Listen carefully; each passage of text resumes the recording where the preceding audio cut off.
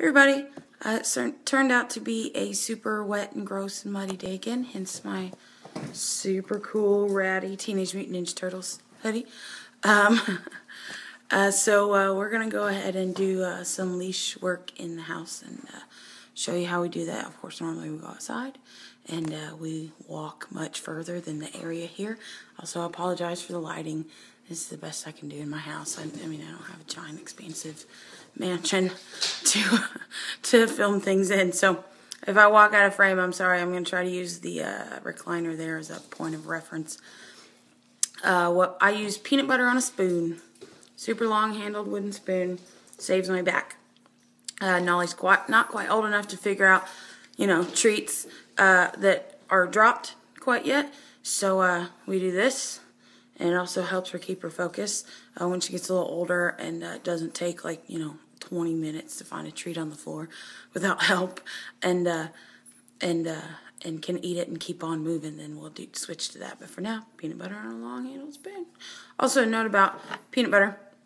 It's backwards, and I'm sorry, but this is the one I like the best for the dogs. It's a really good one, but it's not super pricey. So that's why I like it the best. It's Adams. It's made by Smucker's. Creamy, unsalted. Big, yeah, that's why I like it the best. The one ingredient in it is peanuts. And you can get that anywhere. Walmart, large grocery store, Target. I think it's everywhere. But I live half an hour from Walmart, so I'm not making a special trip when we run out for an hour. I'm not driving for an hour for peanut butter for the dogs. So my second is Peter Pan. I like Peter Pan the best because it has no high fructose corn syrup and it has less sodium than a lot of the other ones. It's peanuts and oil and sugar and a little bit of salt. So that works better. She is terrorizing the cats. So the goal right now, since she's not quite, she doesn't know enough to pull, and there's nothing to pull to really in the house or even outside that she's after and wanting to pull. The whole point right now is just get her used to being on the leash and walking with me, walking with us, back and forth or up and down or however, wherever you can do it safely. And if she gets distracted, and you get too far ahead of her, just say her name and have her come along. And then for all the time that she's walking with us, she'll get a click and she'll get a lick of the spoon. So that's what we're going to do. I think I need a little more peanut butter on there. So I guess we'll show you how it's done the best we can. Molly! Oh, have your leash, please.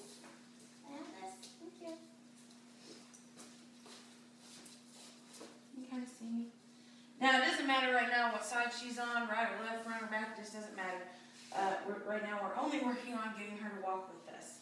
And we might charge and click her a few times. Give her a lick just so she knows what's happening.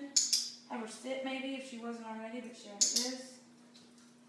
Get her in the mood for working. Yeah. Okay, let's walk. Walk. No.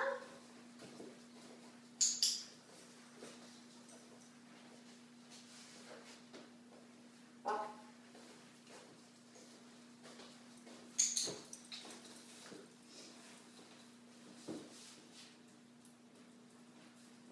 Now you notice I try to hold the spoon up so she doesn't focus on the spoon. Walk. I walk.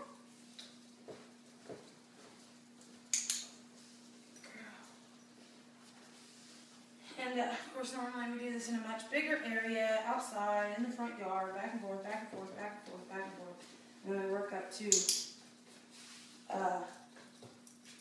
a more destructive area like in the backyard while the other dogs are back there.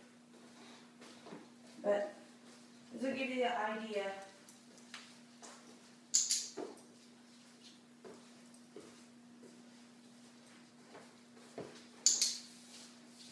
Oftentimes she walks behind me just because she's a puppy and she's used to following people. That's okay for now.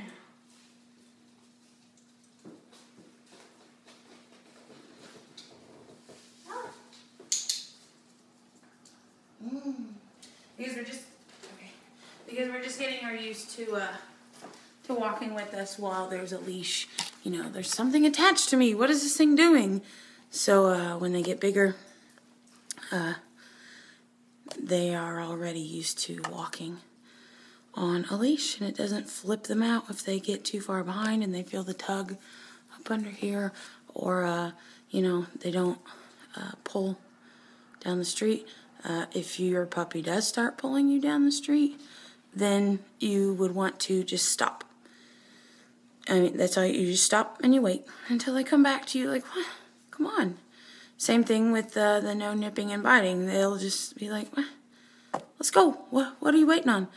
And then as soon as they come back to you and loosen up that leash, then you start walking again. And a lot of times the walking again can be its own reward. Sometimes you might want to click and give them a lick of the spoon.